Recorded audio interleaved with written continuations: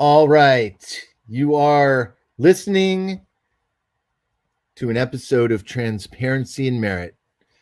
Tonight, we're going to talk about our top 10 Stoic films of all time. And most of these are Brian's. But That's right. I agree with a couple of them. There's so many that are left out of a top 10 list. But let's just I just want to talk about Stoicism for a second. Let's just do a couple seconds here. Virtuous if they intend to pursue the public good. And Stoicism is characterized by a rejection of pleasure as the standard of human happiness and human felicity. Stoicism takes the position that the wise man, the good man, the philosopher, is a man who lives in accordance with nature. He fears only abdicating his moral responsibility. He is not afraid of pain. He is not afraid of death. He is not afraid of poverty. He is not afraid of any of the vicissitudes of the human condition. He fears only that he should let himself down and that he should be less than a complete human being. According to the Stoics, and there are a number of Stoics, 2 or 3 or 4 or 5 that actually develop the doctrine, but all the doctrines are quite similar. All right. I just wanted to give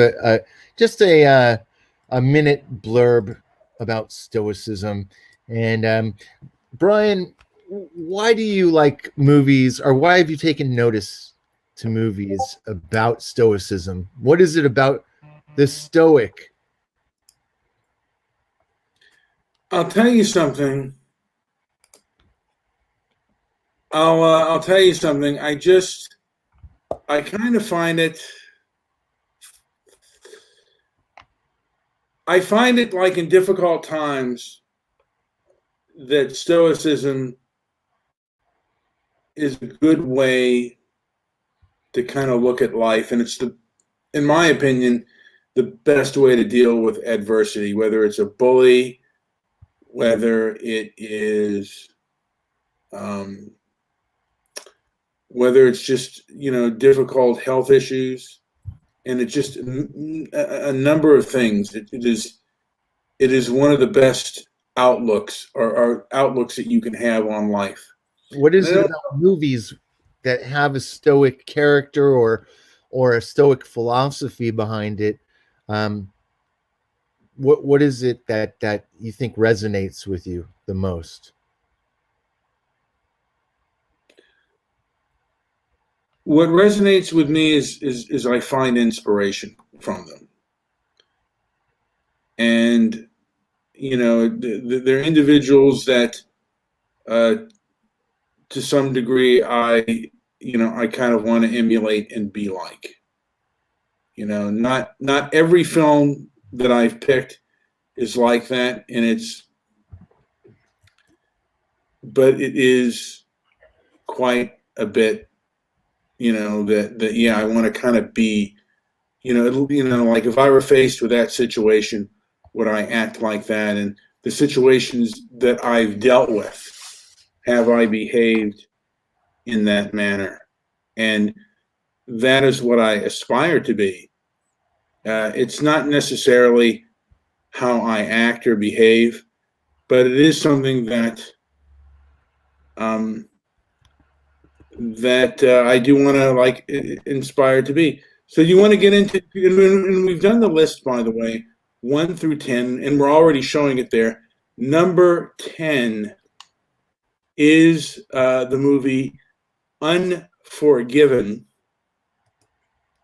And in the film, William Money, the Clint Eastwood character, is a stoic, decent man who is driven by hard times to go to a degree against his moral judgment, to go back to his old lifestyle. He's turned into being a humble. I mean, he's a bad man that has become a humble, decent man, and then he turns back and shows some of the beast that he used to be. And it is my number 10. And like these films, I deviate sometimes between even the number 10 being my number one, or my number 3 being my number 2. I mean, I deviate to films that I enjoy. There's one film that I do enjoy the most and has the most meaning to me, but others may disagree. Joe, have you seen the movie Unforgiven, and what is your opinion on that film? I have a funny story about it. I'll leave that for another night. But I did go to a drive-in movie theater, and it was part of a double feature with Forrest Gump. And long story short, I didn't see either movie at that time, but I did go back and see it years later, and I really enjoyed it.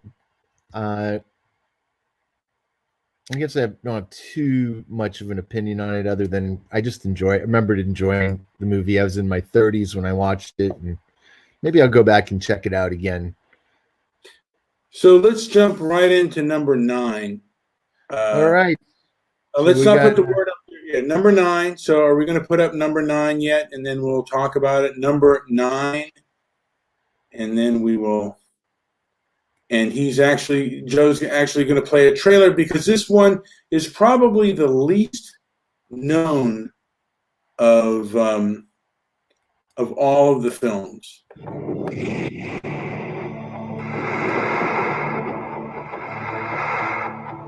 Under the surface, there's a side to the city. There is a night porter, African. He's some kind of doctor. What kind of doctor? Where everything is for sale. Where 2 innocent people will discover the price of freedom.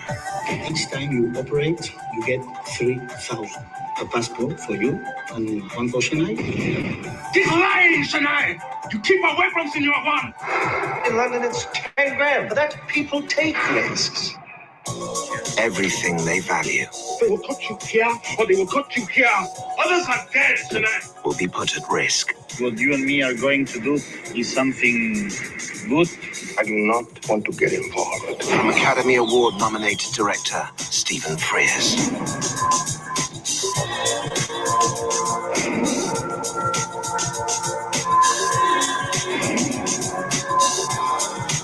Dirty, pretty things. Wow. Now, unbelievably, I don't even know if I ever even heard of that film.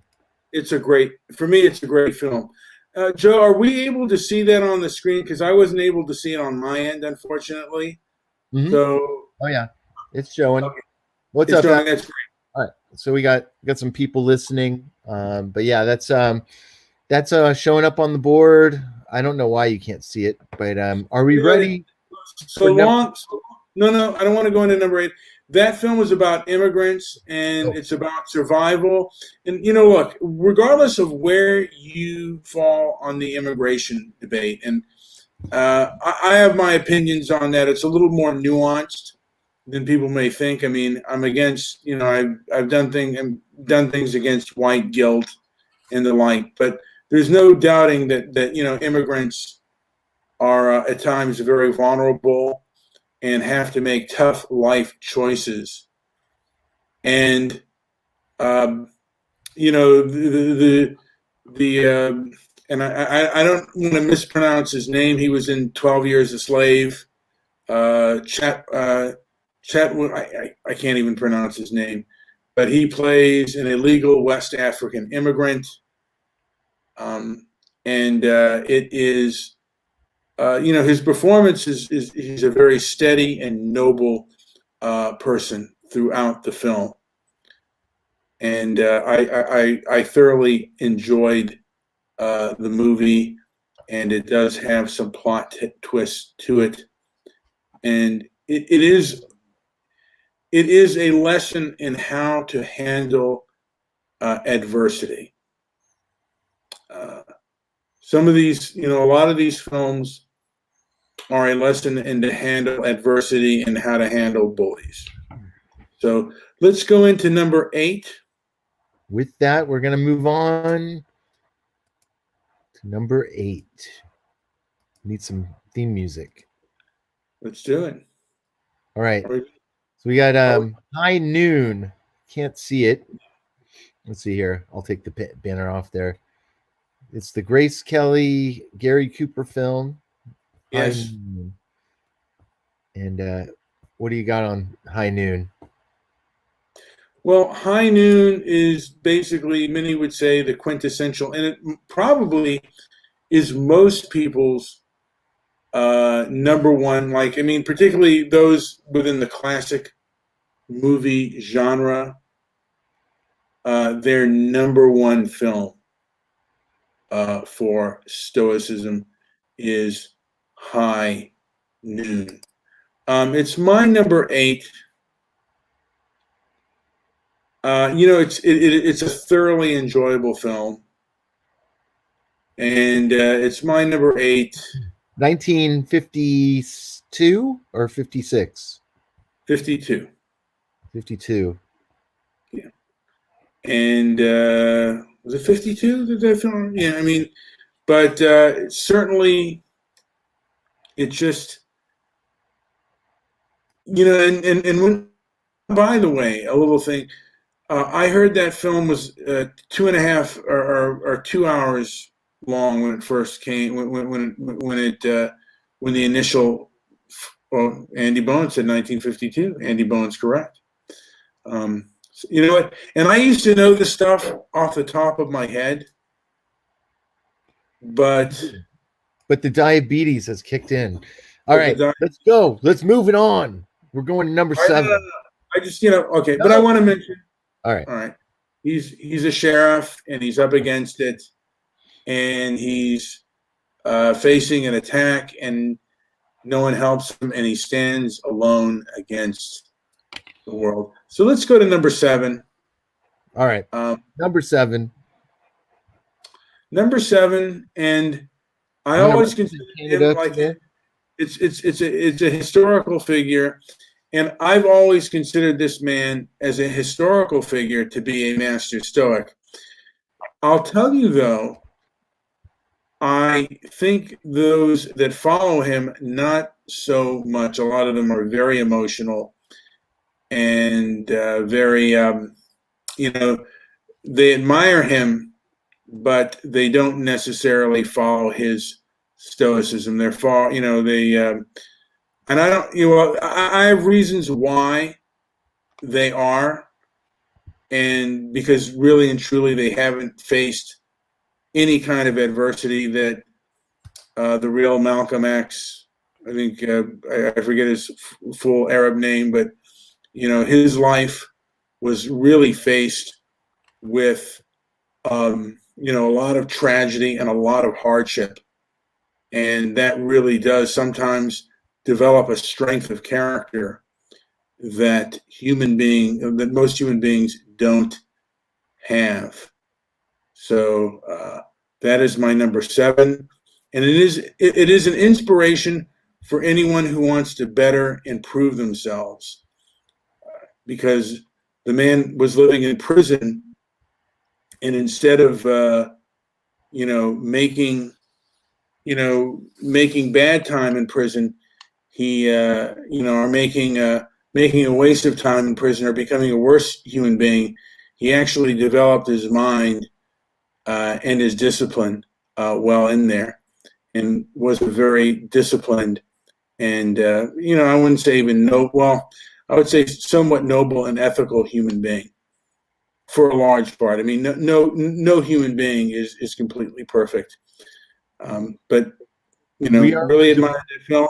And we are presenting a top 10 list of the most Stoic films of all time, or movies with a Stoic character or a Stoic philosophy behind it. Yeah. So I'm going to go into my number 6. All right. Number 6, drum roll. Oh, yeah. It is Dirty Harry. He is a man who's about law and order. You don't break the law, and he knows what's right, and he knows, to a degree, more about the criminal mindset and what needs to get done more than the basically the politics of the police department. And one of the reasons I think it would be great to have a Dirty Harry film today, particularly I would say a prequel or I lost the word. Is it anthology story about Dirty Harry? Is just all the people that I know that are police officers have one way and think one way, and the people at the top who aren't the foot soldiers think another. And Dirty Harry is a foot soldier who basically, knows what's going on more than the high command. And the way Clint Eastwood plays it is he's not an angry, I need more time. He does it so quietly and so cool that because several people were offered this role. John Wayne, one of them, Paul Newman. I even heard Frank Sinatra. And that film would have been completely different had those actors taken that role. Clint Eastwood made that role his own with a very stoic style of playing it. So let's get into number 5. Number 5, John. Number 5. And by the way, Dirty Harry was amazing to me. And maybe it was due to the stoic nature, his ability to remain calm in these incredible situations that were superhuman in some ways. That when I was a kid, they were inspiring, and even though he held a gun to get what he needed to get done, he also carried himself in a way without the gun that was really interesting. Great movie. Absolutely great film. And now it's time for number 5, though. Yeah. So number 5 for me is The Godfather, and you have 2 stoic characters. One is Don Vito Corleone, and the other is the youngest son, Michael Corleone. Both men have the same form of calm demeanor, and and you really see Al Pacino really grow in this picture to being a very masterful and stoic person who basically is able to seek revenge upon his enemies and control his family with basically a steel and hardened presence that is unmoved. So number 5 is The Godfather. Number 4. All right, let's move it down here to number 4. And it's In the Heat of the Night. In the Heat of the Night. Sidney Poitier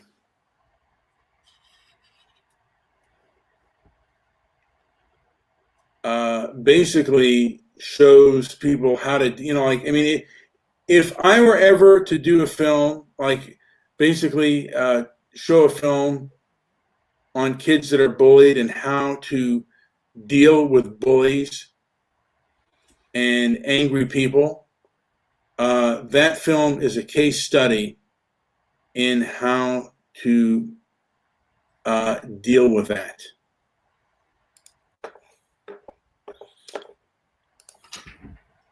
And I'm typing here. I don't know why. Sorry, folks. I'm just I'm almost okay. Yeah, Rod Steiger. You know, he plays a real. Literally, I've said 2 words in this show. What is she talking about? Doesn't have 2 words, but Rod Steiger plays, just a rough and angry, kind of bigoted cop, and the way Sidney Poitier or Mr. Tibbs handles him is really, really masterful, and the way in which he deals with angry bigots when America really was a bigoted nation is also really, really masterful. Great movie. Can you please say it? Just say it. Say it. Well, you know what? Once I've heard my imitation, I'll do it one time. Okay. They call me Mr. Tibbs. There. That is a horrible impression. Right. Horrible impression. All right. Oh, by the way, I heard that Lee Marvin was up for the role. Was up for the. They considered him for the Rod Steiger role. By the way. All right. Let's jump into number 3, which is the Shawshank Redemption. And Joe, you have seen this film. Do you want to describe the time you saw it and how you felt about the movie? Well, there's a whole philosophy that goes behind it. It's the philosophy of Shawshank Redemption. I won't play all of this, but I kind of like this video. Kind of summarizes it really well. Alexander the Great marked the end of the classical era of ancient Greece and the beginning of the Hellenistic period. The many socio-political changes and subsequent uncertainties of this period led to the emergence of new schools of thought concerned with the main question, how do I get a grip on my life? This search for order can lead you towards the grander scale, to nature and the cosmos, or it can lead you inwards, into the soul. Interestingly, in the Hellenistic philosophies you'll find a combination of both.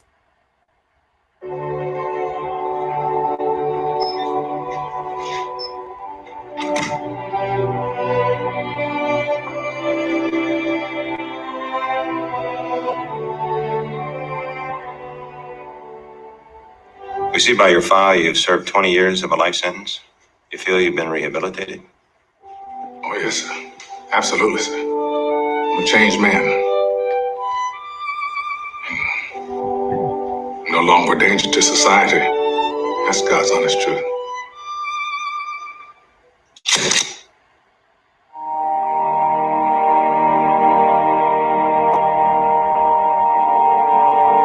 Every part of me then will be reduced by change into some part of the universe, and that again will change into another part of the universe, and so on forever. The universe is determined, an unchangeable series of things unraveling itself in eternal sequences of cause and effect.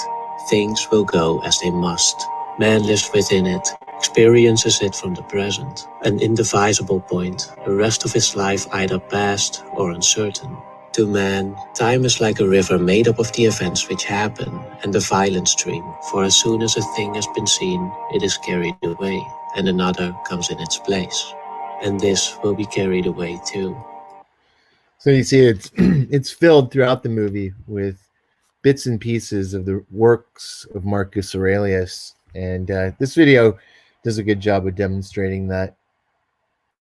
But yeah, let's stick with that. And I don't know if it's on your list, but Gladiator has a oh, I'm not hearing you. Are you muted? I muted myself. And I also, you wanted to go with a few honorable mentions. I also wanted to mention my favorite Stoic television show. And I don't know, and I know it more from reruns than I know it from when it originally aired. But was Kung Fu. Did you ever watch that show, Joe? With David Carradine? Yeah, I enjoyed that show a lot. People will say Bruce Lee in a similar fashion. Well, yeah, I mean, but David Carradine, the way he played that part, and I think might have been more authentic had it been Bruce Lee. But to me, David Carradine played the authentic Stoic character, and it's such a lesson to learn in life. I mean, Give Gladiator mention since it's not on the list, but let's go on to number 2. Number 2 for me is the movie Hombre. And it's my favorite Paul Newman. It might even be my favorite Paul Newman film, but it's certainly my favorite Paul Newman Western. I liked it better than Butch Cassidy and the Sundance Kid. He's just a person who, he's there to survive. He's also, like I said, he's a person who's lived through a lot of hardship. And he basically, deals with it. And like at first people think that he's an unnoble person, but he changes a lot of people's minds with the way he acts in the end. And he proves to be the most noble character out of all of them. And for that reason, Hombre is my number 2. And sometimes I just think of that film when I want to be stoic. I think that film is the film I think of when I really want to put myself into a stoic mindset. I think of the movie Hombre. And I wanted to say, that Andy Bowen said Master and Commander is underrated. It's a very good film. I don't know how well. I'd have to look at that film again to see if there is stoicism in that film. But I like that film. Joe, did you see Master and Commander? Cannot say I have. No.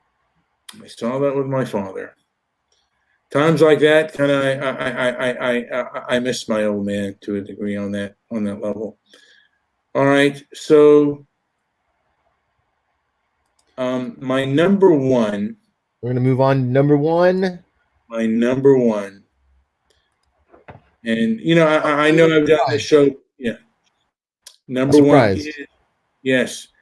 For me, he is a person that I picked this film out because he's not stoic cool. And this film has, at the end, a life lesson to it. Just by being a good, noble person, he changes his life for the better. And I could watch that film several times. I mean, I've watched that film several times, and I don't think I ever get tired of watching that film, to be honest with you, Joe. I don't either. I watch it every time I see it. It re-airs a lot, so I usually watch it for a little bit and get into it.